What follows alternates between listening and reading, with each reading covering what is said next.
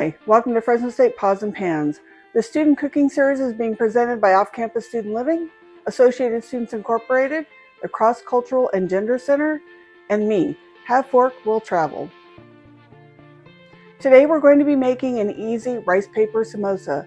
For that you're going to need rice paper spring roll wrappers, peas, it can be frozen or canned, a couple of potatoes, an onion or shallot, salt and pepper, curry powder, and a little bit of garam masala.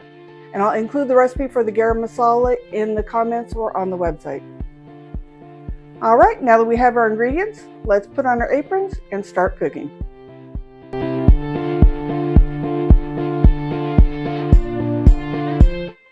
All right, the first thing you need to do is drain your can of peas. You'll need a half a cup. Drain, you don't need that extra liquid in there. Just set them off to the side. And then you're going to dice your onion or shallot. So I'm using a large shallot because I like the flavor. If you have an onion, doesn't matter what type, go ahead and use it. It's all about what you have on hand.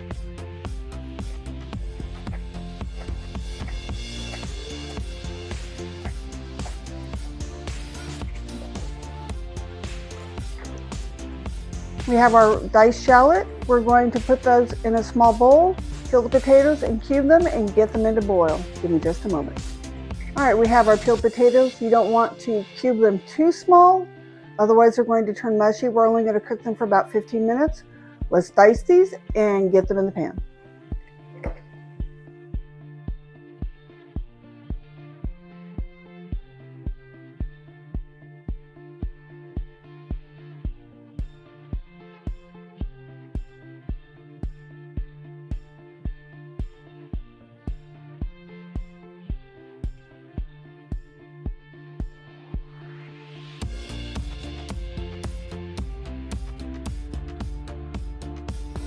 Through the magic of television, we have diced potatoes. Let's get them into boiling water, cook them for about 15 minutes, just until they're fork tender.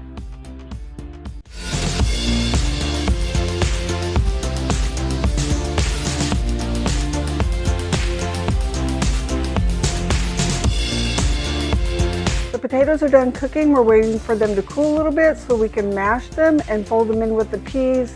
We want them a little on the cooler side, that way they don't soften the rice paper wrappers too much. But before we get that far, we need to soften the onions. So take your onions, about 2 tablespoons of oil, put it in the pan, and you're going to saute them. So let's get started. Once the oil is heated, put the onions in the pan and you're going to saute them for about 2 to 4 minutes until they're soft. You don't necessarily want them golden, but you do want them soft enough that they will fold into the samosas easily.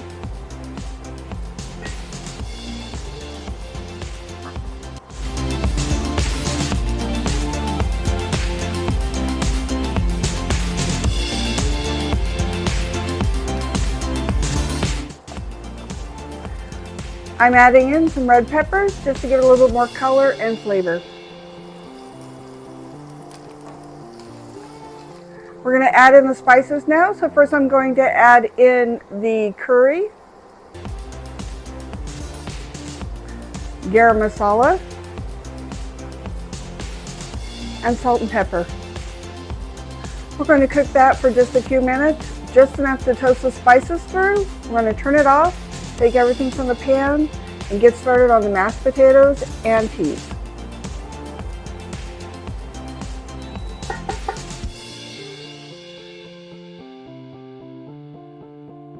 It looks like we have a mess, but not really. So the potatoes are cooled, so we can mash them. And you don't want them mushy. However, if you have leftover mashed potatoes from another meal, this is a perfect way to use them up.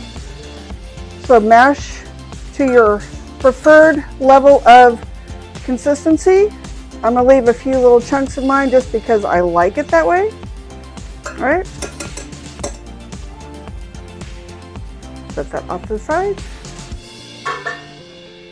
And again, they should be cool. So we're going to mix in half a cup of peas.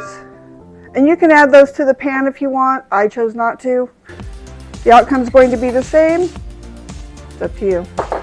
So we have our onion and spice mixture. We're going to mix that in, and then the fun starts. All right. So you want to make sure everything is incorporated. Think of this more as a folding as opposed to simply just mixing it together. And again, I left my potatoes a little chunky because that's how I like them. If you want it smoother, then mash away. All right, so this is what we have. Everything is incorporated and mixed together. That way all the flavors are melded. And then set that off to the side and we'll get the wraps ready to go. So take your rice paper and you're going to cut it in half. I would suggest doing it one at a time because as you can see, they're curling.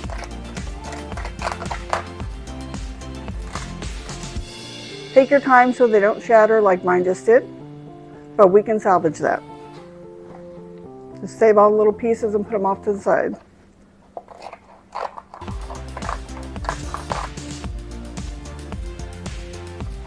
Again, do them one at a time, otherwise you're likely to have a little accident.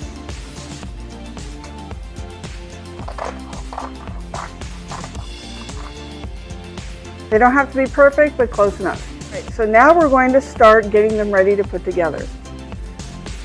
Take your rice paper, and I have a small bowl with just plain water, and you're going to run them through a couple times. Give it a few seconds. You want them to soften, otherwise they will crack and break when you try to fill them. Okay? And you'll know when they get soft enough. You don't want to leave them in too long. This is almost ready. All right, so as you can see, it's real bendy, so this is the time to fill. So because it's a half circle, it's going to be a little trickier, but I know we can do this. So you're going to take about a good size, tablespoon, almost a tablespoonful of filling. Put it in. You're going to take the corner and move it up towards the center, so you're kind of giving it like a little triangle shape. If some fall out, push it back in, or in this case, this potato is too big, put it back in the bowl. Fold it up, and then fold the bottom up. As you can see, this had a little bit of a break, so we're just going to seal it. We want it sealed so that way when we fry it, the filling doesn't pop out. And this is one of those practice makes perfect. The first one is not pretty, as is the rule of the kitchen apparently. So first one, we'll put it this way and go on to the next one. All right, we have number 2. Let's try this again. All right, down. And you will know when it gets to that point because it will be like very springy and wobbly. I'm going to put this one piece of potato in there that was trying to escape earlier.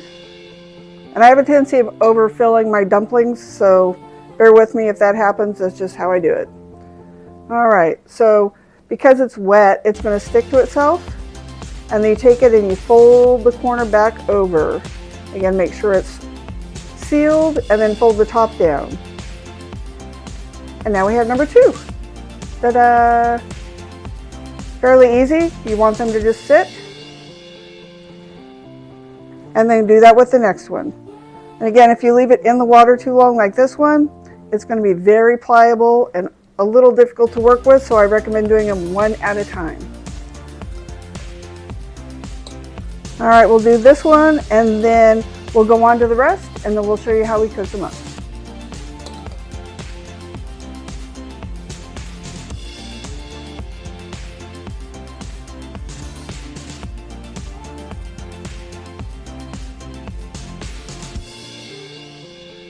All right, see, this one is soaked in the water a little bit too long, but by the time we get ready to cook, it'll be just fine. All right, let's get the rest going and then we'll cook them up and have a snack. So now we have the oil heated. We have 3 in a pan. You don't want to overcrowd them. As I found out when I was doing my test batches, if you put them too close together, they will stick. So you want to make sure that they cook around on the one side and then very carefully flip them over so that they don't touch. Otherwise, you're going to be trying to pull them apart, they're going to break, and you have a mess in the pan. As you can see, they are cooking. Let's hope I didn't make them stick. No, I did not, so it is going well. Right, so I'll flip these in just a minute and we'll see how it goes.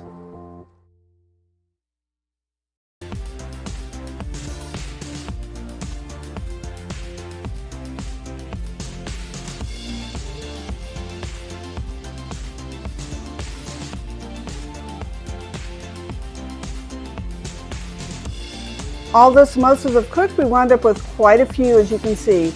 With the brown rice paper, it's a little bit harder to tell when it's golden. You'll just have to try a sample one and taste it. And then if it's not crunchy enough, put it back in the oil. However, we do have a couple. I want to show you how to plate them. So we have this one. They are GBD, golden brown and delicious. And let's do this one.